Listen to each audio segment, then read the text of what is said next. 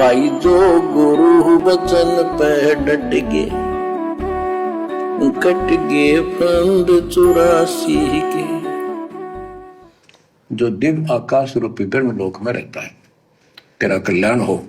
अब बताओ, ओम नाम से के जाप से ब्रह्म प्राप्ति होती है, ब्रह्मलोक प्राप्ति होती है। गीता अध्याय 8 श्लोक 13 में स्पष्ट किया है कि गीता बोलने वाला ही ब्रह्म है, काल है। ओम इति एक अक्षरम ब्रह्म विहारण माम अनुसमरण ये पर्याति तजंदेहम स याति परमाम गति। मुझ ब्रह्म का केवल ओम एक अक्षर है, इसका अंतिम सांस तक जो स्मरण करता हुआ शरीर छोड़कर जाता है, वो मेरे वाली परम गति, ओम से होने वाली परम गति को प्राप्त होता है। इस ओम नाम का अंतिम श्वास तक उसकी मर्यादाओं में रहकर जो जाप करता हुआ मरता है, वो किससे प्राप्त होता है? काल को, ब्रह्मलोक को प्राप्त करता है। यानी अंतिम श्वास तक ओम नाम का जाप। तो इसी प्रकार यदि हमने सतलोक प्राप्त करना है, सतगुरु प्राप्त करना है, क्योंकि हमने तो सतगुरु को परमानेंट प्राप्त करना है।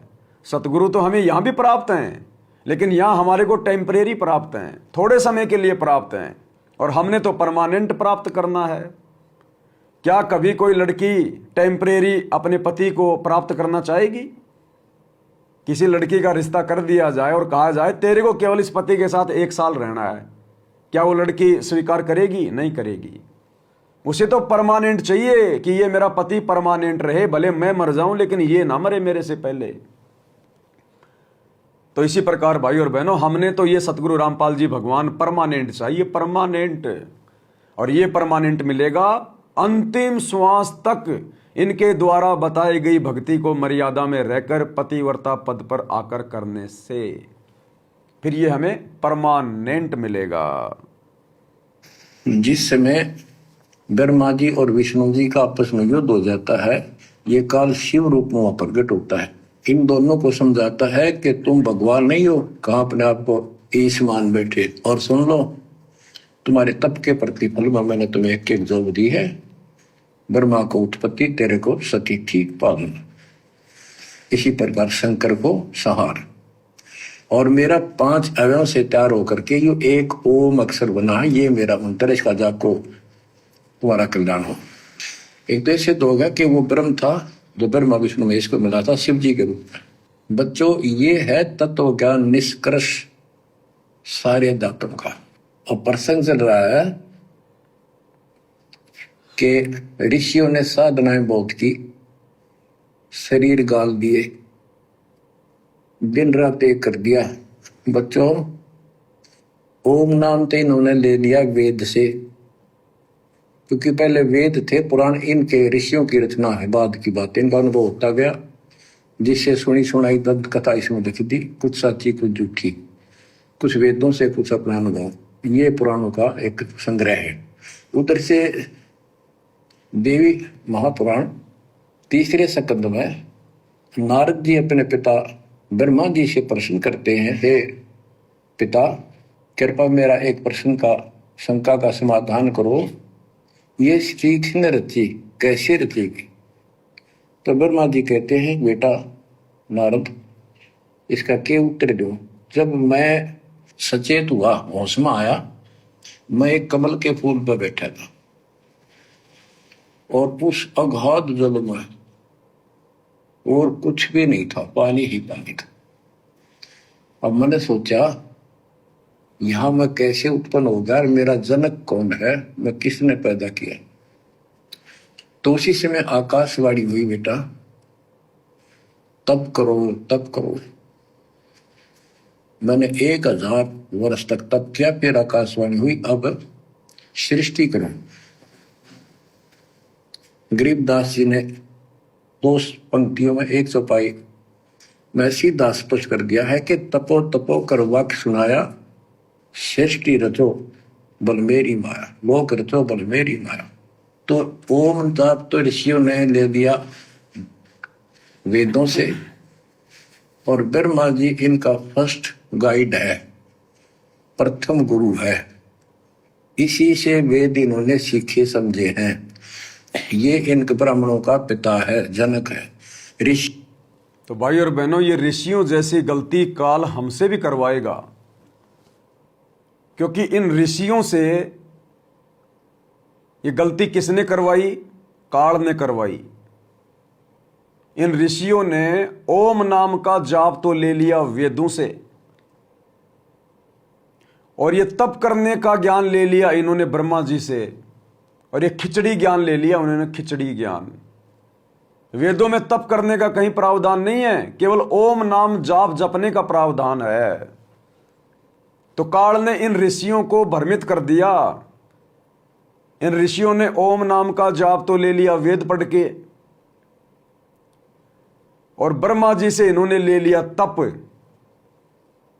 क्योंकि ब्रह्मा जी इनके फर्स्ट गुरु हैं। और खिचड़ी ज्ञान को ये लोग करने लग गए। अब दो नाव की सवारी करने वाला कैसे मंजिल पे पहुंचेगा? तो वर्तमान में हमारी परीक्षा का समय चल रहा है 2014 बरवाला कांड के बाद से, और आज वर्तमान कलयुग की बिचली पीढ़ी में आप और हम ऋषि हैं, ऋषि। अरे सतयुग त्रेता में भक्तों को ऋषि कहा जाता था, संत कहा जाता था, आज उनको भगत कहा जाता है। जैसे पहले राजा महाराजाओं को जहांपना, वजीरे आजम, बादशाह, आज प्रधानमंत्री कहा जाता है, प्राइम मिनिस्टर कहा जाता है।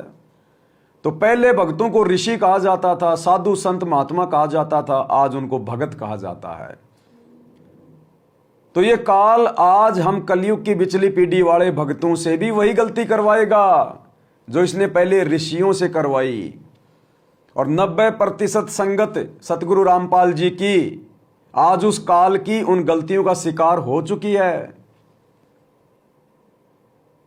आज भगत भाई बहनों ने ये भक्ति मार्ग का ज्ञान तो ले लिया अपने गुरुजी से, मंत्र तो ले लिए अपने गुरुजी से, सत्संग ले लिए अपने गुरुजी से, और ये बकवाद करने की शिक्षा ले ली ब्रह्मा जी से, यानी कोऑर्डिनेटरों से, गुरुजी के परिवार से, आश्रम संचालकों से। मंत्र तो जाप कर रहे हैं गुरुजी के, सत्संग तो सुन रहे हैं गुरुजी के, और मनमाना आचरण कर रहे हैं सतलोक आश्रम मैनेजमेंट हरियाणा के कहे अनुसार, गुरुजी के बेटा बेटी भाई बंधु रिश्तेदारों के कहे अनुसार। 2019 में कांग्रेस सरकार की गोद में बैठना, राजनीति करना, 2024 में बीजेपी को वोट डालना, बीजेपी का समर्थन करना, राजनेताओं की रैलियों में धक्के खाना, दनाना गांव में 1 करोड़ रुपए का बैडमिंटन का स्टेडियम बनाने के लिए ज्योति पाठ के रूप में सहयोग करना, आश्रम में हॉस्पिटल खोल देना, गुंडों की सीबीआई जांच का समर्थन करना, 5 लाख रुपए राजपूत करणी सेना को देना, हरियाणा के जाट आरक्षण में बैठ जाना, करोड़ों रुपया जाट आरक्षण संघर्ष समिति को चंदे के रूप में देना, गोहाना की जाट महासभा का 5वां फ्लोर जो 1 करोड़ रुपए में बनेगा गुरुजी के बड़े लड़के के द्वारा बनवाना, पैसा संगत का, गोहाना की गौशाला में जाकर भंडारा लगाना, अयोध्या में जाके आन उपासना के तहत आन उपासकों के लिए भंडारा लगाना। तो वर्तमान में ये काल वही गलती हम ऋषियों से करवा रहा है, क्योंकि इसका तो एक ही काम है कि कोई सच्ची भक्ति करके मेरे जाल से बाहर ना निकल जाए।